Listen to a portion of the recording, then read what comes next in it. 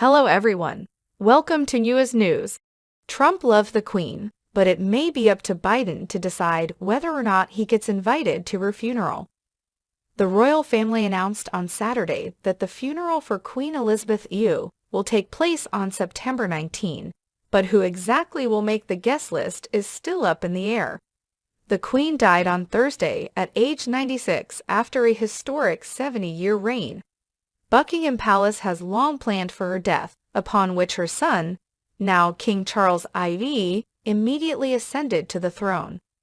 The Queen's coffin is being prepared to lie in state in Westminster Hall for 4 days prior to the funeral to allow the public to pay their respects. Officials anticipate more than 1 million people will attend. An official funeral service is expected to be held at Westminster Abbey, where the Queen was crowned and where she married Prince Philip in 1947.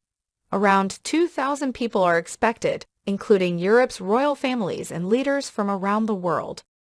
President Joe Biden said Friday that although he did not yet have details about the service, he would be attending. Whether former U.S. presidents will make the guest list is unclear. CNN reported Friday that the UK was leaving that decision to Biden.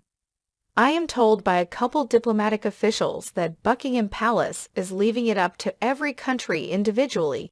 Jeff Zeleny, CNN's chief national affairs correspondent, said, noting that former President Barack Obama invited George W. Bush, Bill Clinton, and Jimmy Carter to go with him to the funeral of Nelson Mandela in 2013.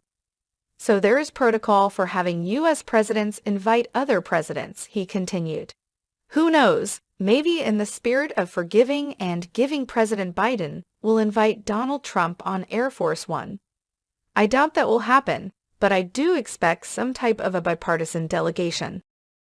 Former President Donald Trump, for his part, was a vocal fan of the Queen, whom he met on several official state visits during his presidency. After the news of her death, Trump shared a long tribute to the Queen in a series of posts on Truth Social. Melania and I will always cherish our time together with the Queen and never forget Her Majesty's generous friendship, great wisdom, and wonderful sense of humor. What a grand and beautiful lady she was. There was nobody like her, he wrote, adding, "May God bless the Queen, may she reign forever in our hearts, and may God hold her and Prince Philip in abiding care." Trump also shared several photos of him and the Queen smiling together during their visits. Trump and Biden, on the other hand, may be on more hostile terms than ever after the president's address on September 1, in which he said MAGA Republicans represented a danger to American democracy.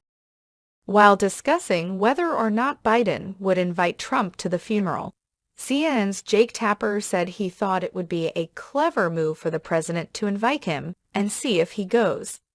I don't think former President Trump would want to be subordinate on Air Force One, and I think probably he prefers his own plane anyway, Tapper said.